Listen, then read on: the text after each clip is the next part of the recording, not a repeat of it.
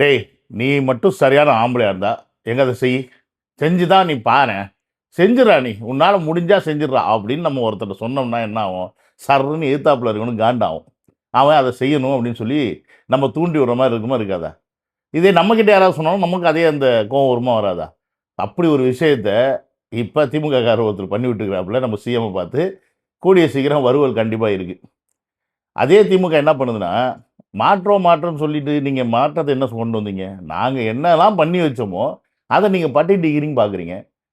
அதில் என்ன மாற்றத்தை நீங்கள் புதுசாக கொண்டு வந்து கிழிக்கிறீங்க அப்படின்னு திமுக காரன் மட்டும் கேட்கறதும் இல்லாமல் இப்போ நிறையா பேர் இதே குற்றச்சாட்டை தான் தாவேக மேலே வச்சுட்டு இருக்கோம். ஸோ மாற்றம்னா என்னையா அப்படின்றதுக்கு ஒரு அழகான விளக்கத்தை சட்டசபையில் ஒருத்தர் கொடுத்தாரு. அவர் கொடுக்குறதுக்கிட்டோம் நம்ம சைட்லேருந்து நம்ம கொடுப்போம். ஸோ மாற்றம்னா என்ன அப்படின்றத இந்த வீடியோ பார்த்து முடிக்கும் போது உங்களுக்கு புரியும். வாங்க வீடியோக்குள்ளே போவோம். என்னோடய சேனலுக்கு யாராவது ஃபஸ்ட் டைம் வரீங்க அப்படின்னா சப்ஸ்கிரைப் பண்ணிவிட்டு பெல் பட்டன் பிரஸ் ஷேர் பண்ணுங்கள். அப்புறம் மறக்காமல் என்னெல்லாம் பண்ணுமோ அதெல்லாம் பண்ணிடுங்க. Let's go. உண்மையிலேயே என் டேபிளில் இருக்கு,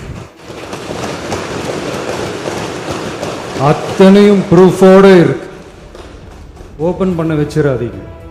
விஜய் அவர்களே, இப்போதான் உங்களுக்கு கேடு காலமே ஆரம்பிச்சிருக்கு. மோடி மஸ்தானை போல முதலமைச்சர் இன்றைக்கு அதை நான் திறப்பேன். நான் இந்த திருவத்தூர் கூட்டத்திலிருந்து சவால் விட்டுட்டு போறேன். உனக்கு தைரியம் இருந்தால் அதை பற்றி கவலை இல்லை. யாரை பார்த்து மிரட்டுற? நீ அங்க கட்டாவது, நாங்க இந்த கட்டாவது. வெல்கம் டு ஜிஸ்டாக் and welcome to another video. Yes, இவர் தான் ஆர்எஸ் பாரதி. இவர் வாயை வச்சுட்டு சும்மாவே இருக்க மாட்டேங்கிறாப்புல. அதாவது பார்த்தீங்கன்னா பொன்முடி இப்போ தான் என்ன பண்ணாருன்னா, நேற்று உட்காந்து ஒரு இன்டர்வியூ கொடுக்குறாரு. 1.5 வருஷத்துக்கு முன்னாடி அவர் பேசின பேச்சை இப்போ தான் ரியலைசேஷன் பண்ணிட்டு இருக்காரு. ஏன்னா இப்போ தான் கோர்ட்டு கேஸ்ன்னு அலைஞ்சிட்டு இருக்கனால அட்லீஸ்ட் மன்னிப்பு கேட்டோம்னா நம்மளை ஜட்ஜி விட்டுருவார் அப்படின்ற நினைப்பில் அட்லீஸ்ட் அப்படி கேட்டாரா, இல்லை உண்மையாலுமே மனம் திருந்தி கேட்டாரா, இல்லை வருந்தி கேட்டாரா, இல்லை வயசாகிடுச்சு இந்த வயசுல பேசணுமேனு கேட்டாரா நமக்கு தெரியாது. ஆனால் கேட்டாப்புல. ஆனால் இன்னமும் இந்த ஆர்எஸ் பாரதி போன்ற ஆட்கள் மேடையில் நின்றுக்கிட்டு பேசக்கூடிய பேச்சு ரொம்ப கேவலமாக தான் இருக்குது. தலைவர் என்ன சொன்னார், நீங்கள் ஆதாரம் கொடுங்க ஆதாரம் கொடுங்கன்னு கேட்குறீங்க. ஆதாரம் இல்லாமலாம் கிடையாது. அவர் மரியா வில்சன் போகிற போக்கில் சொல்லிட்டுலாம் போகலை, என் டேபிளில் ஃபைல் இருக்குன்னு. உண்மையாலுமே என் டேபிளில் ஃபைல் இருக்குது அப்படின்ற ஒரு விஷயத்த பதிவு பண்ணுறாப்புல. எப்போ ஓப்பன் பண்ணமோ அப்போ ஓப்பன் பண்ணுவேன் அப்படின்னு. இதில் எனக்கு தெரிஞ்ச ஆர்எஸ் பாரதி பெருசாக சம்பாரித்து வைக்கல போல இருக்கு. அதனால வாயை கொடுத்து என்ன வேணாலும் பேசிக்கலாம் அப்படி முடிவில் இருக்காரா, இல்லை இப்படி பேசி கொஞ்சம் பெரிய ஆகி ஆல்ரெடி இப்போ நிறைய பேர் பம்மிக்கிட்டு இருக்கும்போது நம்ம கொஞ்சம் யார் அப்பா கிட்டேயும் இல்லை சின்ன தத்துக்கிட்டேயும் கொஞ்சம் பேர் வாங்கிக்கலான்னு பண்ணிக்கிட்டு இருக்காரான்னு தெரியல. வயசான காலத்தில் போயிட்டு ஜெயிலில் கிடந்தீங்க அப்படின்னா உங்களுக்கு என்ன பிரச்சனை பார்த்துக்குங்க முடியும். தேவையில்லாமல் நீங்கள் பேசுகிறீங்க. நீங்கள் என்னமோ லிஸ்ட் எடுத்து அவுட் பண்ணுறீங்க. அவர் என்னமோ கோடி கோடியாக கொள்ளையடிச்சு வச்சுருக்க மாதிரி. அவர் என்ன சம்பாதிச்சார் ஏது சம்பாதிச்சான்றதை தேர்தல் ஆணையத்தில் டிக்ளேர் பண்ணிட்டு தான் எலெக்ஷன்லேயே நின்னார். அதெல்லாம் பார்த்துட்டு தான் மக்கள் ஓட்டே போட்டிருக்காங்க. அதனால் நீங்கள் அவர் இதை செஞ்சுட்டார் அதை செஞ்சுட்டாருன்னு சொல்ல முடியாது. திருடனுக்கு தேல் கொட்டினா பொத்திக்கிட்டு இருக்கணும்னு சும்மா சொல்லலை, அது உங்களுக்கு தான் பொருந்தும். இங்கே வெளியில் காட்டுற கோவத்தை அந்த சட்டசபையில் காட்ட வேண்டி தானே. எங்கே திறங்க அப்படின்னு நீங்கள் பெரிய ஆதாரம் வச்சுருக்கீங்கன்னு சொல்லி பேச வேண்டி தானே. அப்போ அங்கே எல்லாருக்கும் இருக்குது, அங்கே பிரச்சனை இருக்குன்றது உங்களுக்கு தெரியும். அதனால் ஆர்எஸ் பாரதி போகிறதுல திருப்பி நம்ம சொல்கிறது என்னென்னா, கொஞ்சம் வாயை அடக்கிக்கிட்டீங்க அப்படின்னா வயசான காலத்தில் வீணாக அவஸ்தைப்பட வேண்டாம் அப்படின்றது தான் நம்மளுடைய சின்ன ஒரு கரிசனமாக சொல்லிக்கிறோம். அப்புறம் பார்த்திங்கன்னா இந்த மாற்றம். இப்போ மாற்றம் அப்படின்னோடனே இப்போ என்ன சொல்கிறாங்கன்னா, நாங்கள் எல்லாத்தையும் செஞ்சோம் ஆட்சி காலத்தில். அதாவது இலவசம்னு சொல்கிற அந்த விஷயத்தை பூத்தி விட்டதே நாங்கள் தான்ப்பா அப்படின்னு மக்களை கொச்சப்படுத்தக்கூடிய ஒரு விஷயம். ரேஷன் கடையில் அரிசி போட்டதாக இருக்கட்டும், அதுக்கப்புறம் பார்த்திங்கன்னா மக்களுக்கு தேவையான வெல்ஃபேர் விஷயங்கள் செஞ்சதாக இருக்கட்டும், எல்லாமே நாங்கள் தானே செஞ்சுருக்கோம். இப்போ நாங்கள் செஞ்சதில் நீங்கள் சும்மா அப்படியே பட்டித்தீங்க பார்த்துட்டு நீங்கள் அதை என்ன பண்ண போகிறீங்க அப்படின்ற மாதிரி சட்டசபையில் கேள்விகளாம் வைக்கிறாங்க. அதுக்கு அதை வச்சுன்னா ஒரு பதில் கொடுத்துருப்பாரு. அது என்னன்னு பாருங்க. எல்லோரும் சமம் நினைக்கக்கூடிய ஒரு அரசா இருக்கு. இது வரைக்கும் எந்த அமைச்சர் போய் ஒரு ஃப்ரீயா இருக்கக்கூடிய ஹாஸ்பிட்டல் போய் படுத்திருக்கிறாரு? உடம்பு சொல்லனா சிங்கப்பூர் போறாங்க, உடம்பு சொல்லனா பிரைவேட் ஹாஸ்பிட்டல் போறாங்க. அப்ப இங்க இலவசம்ங்கிறது தகுதியா, இலவசம்ங்கிறது கருணை அடிப்படையில் இருக்கு. இலவசங்கிறது தகுதி அடிப்படையில் இருக்கணும். அதாவது மக்களுடைய உரிமை. அது நம்ம கருணை அடிப்படையில் கொடுக்கக்கூடிய அரசு எங்களுக்கு கிடையாது. இதெல்லாம் இலவசம்ங்கிறது வார்த்தையே தவறு. இதை உரிமை, மக்களுடைய உரிமையை எந்த ஊழலும் இல்லாமல் நேர்மையான முறையில் எங்களுக்கு உடம்பு சொல்லனா நாங்க ராஜீவ்காந்தி ஹாஸ்பிட்டல் போனோம், அப்படி ஒரு மருத்துவமனையை உருவாக்கணும். ஒரு எம்எல்ஏ வந்து ரேஷன் அரிசி போய் எடுத்து சாப்பிடறக்குள்ள ஒரு குவாலிட்டி கொடுக்கணும். எஸ், இந்த கேள்வியில் நம்ம எவ்வளோ காலமாக கேட்டுக்கிட்டே இருக்கோம். எல்லா படங்கள்லையும் சரி, எல்லா அரசியல் படங்கள்லையும் சரி, இப்படி ஒரு டயலாக் வராமல் இருக்கவே இருக்காது. எங்கள் அரசியல்வாதி எங்கேயாவது போயிட்டு கவர்மெண்ட் ஸ்கூலில் உங்கள் பிள்ளைகளை சேர்த்துருக்கியா, எங்கே நீ போய் அரசாங்க ஆஸ்பத்திரியில் போய் சேர்ந்துருவியா, இல்லை நீ ரேஷன் கடை அரிசி வாங்கி தின்னுருவியா அப்படின்னு சொல்லி எல்லா படங்கள்லையுமே இந்த டயலாக்கை நம்ம கேட்டுக்கிட்டே தான் இருக்கிறோம் காலங்காலமாக. ஆனால் இதுக்கு ஒரு மாற்றம் வந்திருக்கான்னு கேட்டிங்கன்னா மாற்றம் வந்ததே கிடையாது. ஸோ இதை தான் மாற்றணும் அப்படின்னு முயற்சி பண்ணுறாங்க. முதல்ல நீங்கள் மக்களாகிய நம்ம புரிஞ்சுக்க வேண்டியது என்ன அப்படின்னா, மாற்றம் அப்படின்றது உடனே அப்படியே தமிழ்நாடு அப்படியே திருப்பி போடுறது கிடையாது. இப்போ மாற்றத்தை நம்ம முதல்ல எப்படி பார்க்கணுன்றது முதல்ல நீங்கள் புரிஞ்சுக்கணும். ஒரு ஆண் பெண்ணாக மாறினா அதை நம்ம ஏற்றுப்போமா, ஏற்றுக்கிறோமா? இப்போ வரைக்குமே அந்த மாற்றத்தில் நமக்கு உடன்பாடு கிடையாது. அடிப்படையிலே மாற்றம் வரும்போது என்ன ஆகுது, நம்மளால் ஏற்றுக்க முடியல. இதே ஒரு ஆள் குண்டா இருக்கிறார், இப்போ நான் குண்டா இருக்கிறேன், நான் ஒல்லியானா அந்த மாற்றத்தை ஏற்றுப்பீங்க. இதே ஒல்லியாக இருக்க ஆள் குண்டானாலும் அந்த மாற்றத்தை ஏற்றுப்போம். ஏன்னா இந்த மாற்றம் வந்து நம்மளுடைய வாழ்க்கையில் தேவைப்படக்கூடிய மாற்றம். ஸோ அப்படி தான் இந்த அரசாங்கத்தில் இவங்க இலவசம்னு சொல்லிட்டு கொடுக்கக்கூடிய, மக்களுக்கு கொடுக்கக்கூடிய, அதுவும் அடித்தட்டு மக்களுக்கு கொடுக்கக்கூடிய இந்த விஷயங்கள் எல்லாத்தையுமே நம்ம யூஸ் பண்ணுற மாதிரி ஒரு தரத்தில் கொடுத்தாங்களா அப்படின்னு கேட்டிங்கன்னா கிடையாது. இதை தான் நம்ம முதல்ல இத்தனை வருஷ காலத்தில் நம்ம புரிஞ்சுக்க வேண்டிய அவசியமும் பார்க்கணும். ஒரு கவர்மெண்ட் ஸ்கூல் இருக்குது, அங்கே படிப்பு செலவு கம்மி தான். ஆனால் ஏன் ப்ரைவேட் ஸ்கூலில் போய் சேர்க்குறோம்? ஏன்னா அங்கே படிப்பு சரியாக கிடையாது. கவர்மெண்ட் ஹாஸ்பிட்டல் இருக்குது, எல்லா ட்ரீட்மெண்ட்டுக்கும் அங்கே மருந்து மாத்திரை இருக்குது. ஆனால் அங்கே போய் ட்ரீட்மெண்ட் கொடுக்க மாட்டோம், ப்ரைவேட் ஹாஸ்பிட்டலுக்கு போகிறோம். ஏன்னா அங்கே சுத்தமும் கிடையாது, சுகாதாரமும் கிடையாது. ரேஷன் அரிசி கொடுக்குறீங்க, ₹1 அரிசிலாம் போட்டாங்க, இல்லைன்னு சொல்லலை. ஆனால் அந்த அரிசியை வாங்கி நீ திம்பியா அப்படின்னு கேட்டால் திங்க மாட்டோம் அப்படின்றத முதல்ல புரிஞ்சுக்கணும். ஸோ அப்போ இங்கே எல்லாமே இந்த அடித்தட்டு மக்களுக்கு கொடுக்கக்கூடிய விஷயங்களை ஒரு ஒரு ஒரு தராதரம் இல்லாத லெவலில் தான் கொடுத்துக்கிட்டு இருக்கோம் அப்படின்றத மக்களாகிய கொடுத்துக்கிட்டு இருந்தாங்க அப்படின்றத முதல்ல மக்களாகிய நாம் புரிஞ்சுக்கணும். ஸோ இதில் ஒரு மாற்றத்தை கொண்டு வர்றதே மிகப்பெரிய ஒரு சேஞ்ச்.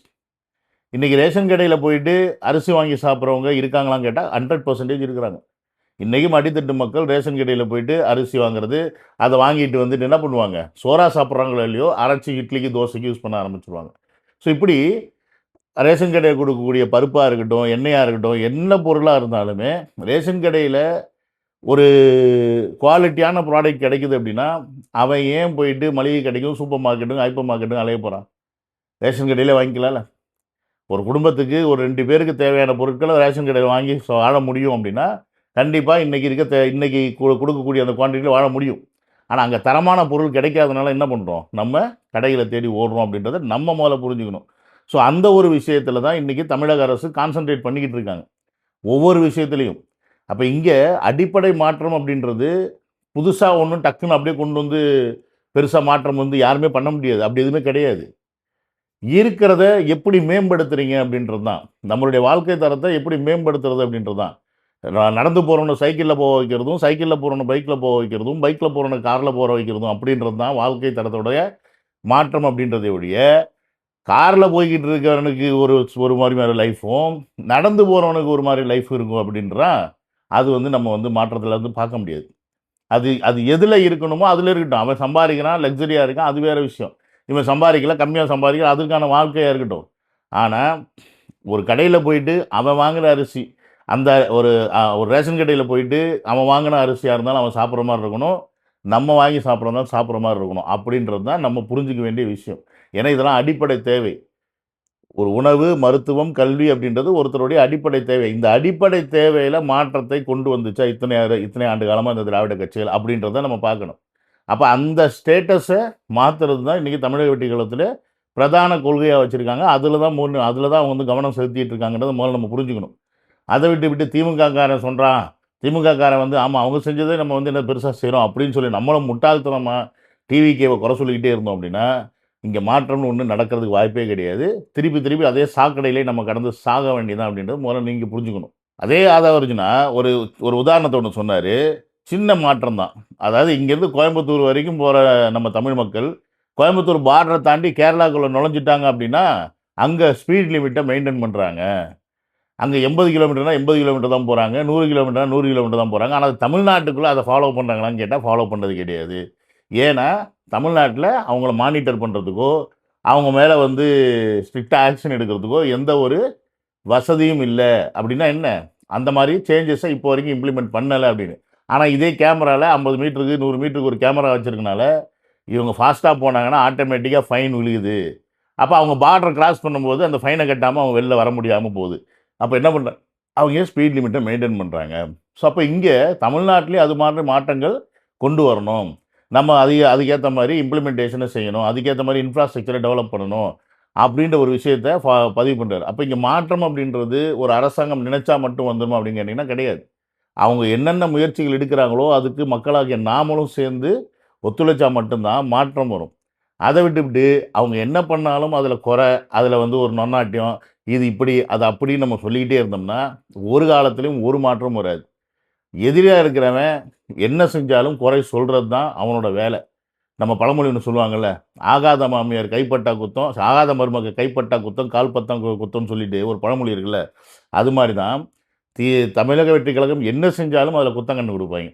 உதாரணத்துக்கு தமிழ் தாய் வாழ்த்து பாடலை அப்படின்றத, தமிழுக்கு முன்னுரிமை கொடுக்கல அப்படின்றத திமுக எந்த அளவுக்கு பெருசாக பேசினாங்களோ அதே அளவுக்கு நேற்று நடந்த தென்னிந்திய சிஎம் மாநாட்டில் தமிழுக்கு முக்கியத்துவம் கொடுத்து தமிழ் வார்த்தை தான் முன்னாடி இருந்துச்சு முதல்ல. அதுக்கப்புறம் தான் ஹிந்தி, அதுக்கப்புறம் தான் இங்கிலீஷ். இதை பற்றி எவனாவது பேசினாங்களா? இந்த மாற்றத்தை பற்றி ஏதாவது டிபேட் பண்ணாங்களா? இதை பற்றி யாருமே எந்த சேனல்லையும் பேசியிருக்க மாட்டாங்க. ஆனால் இதே அந்த இடத்துல தமிழ் வரல அப்படின்னா அதை பற்றி விவாதமாக பேசியிருப்பாங்க.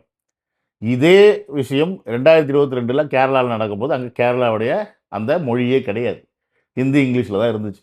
ஸோ அப்படி இருக்கும்போது இந்த மாதிரி மாற்றங்களை நாம தான் ஹைலைட் பண்ணணும். யார்? டிவிகேக்காரன் நம்ம தான் ஹைலைட் பண்ணணும், அடுத்தவன்ட்ட கொண்டு போய் சேர்க்கணும். ஆனால் நம்ம என்ன பண்ணுறோம், டிவிகேக்காரன் நல்லா தான் என்னெல்லாம் தமிழக வெற்றி கழகம் தமிழ்நாட்டில் பண்ணுதோ அந்த ஹைலைட்டை நம்ம கொண்டு போய் சேர்க்குறதே கிடையாது. அவங்க என்னெல்லாம் ஆப்போசிட்டில் வைக்கிறாங்களோ அதில் நோண்டிக்கிட்டு ஆமாம் டிவிக்கு இதில் தப்பு பண்ணிச்சோ, டிவிக்கு அதில் தப்பு பண்ணிச்சோன்னு நோண்டிக்கிட்டு இருக்கோம். இன்னொரு சின்ன உதாரணம் சொல்லணும்னா, வந்தவொடனே 717 மது கடையில் டாஸ்மாக மூடுறேன்னு சொல்லி ஆர்டர் போட்டார், மூடவும் செஞ்சாங்க.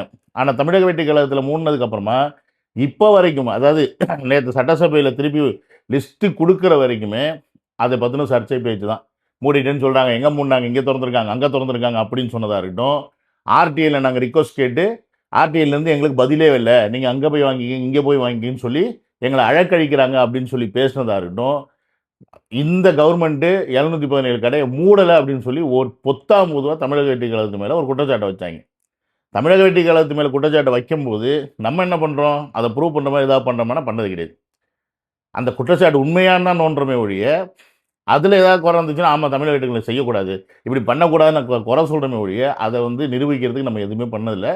ஆனால் சட்டசபையில் நேற்று லிஸ்ட்டு வாரியாக இந்தாப்பா இந்த மண்டலத்தில் இங்கே எங்கே மூடி இருக்கோம் போய் பார்த்துக்க அப்படின்னு சொல்லி லிஸ்ட்டை கொடுத்துட்டாங்க. ஸோ இங்கே சட்டசபை லைவாக நடக்கிறனால நமக்கு எல்லா விஷயமே இங்கே தெரியுது.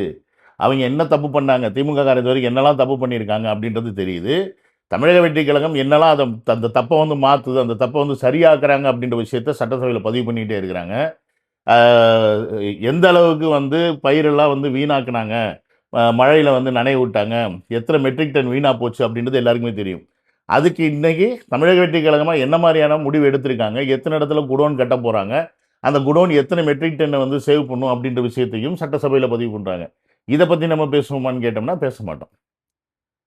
ஏன்னா நமக்கு அவங்க என்ன சொல்கிறாங்களோ அதை தான் நம்ம மைண்டில் வாங்கிட்டு தமிழக வெற்றி கழகம் தப்பு பண்ணுதுப்பா, சரியா இல்லைப்பா, 100 நாள் ஆச்சு இன்னமும் வந்து இந்த தப்பு செய்கிறாங்க அந்த தப்பு செய்கிறாங்கன்னு நோண்டிக்கிட்டு இருக்குமே ஒழிய உண்மையான என்ன விஷயங்கள் நடந்துக்கிட்டு இருக்கு, எவ்வளோ மெனக்கெட்டு தமிழக வெற்றி கழகம் ஒவ்வொரு விஷயத்தையும் மக்களுக்காக பண்ணிக்கிட்டு இருக்கு அப்படின்றத நம்ம பார்க்குறதே கிடையாது அப்படின்ற முதல்ல நம்ம புரிஞ்சுக்கணும்.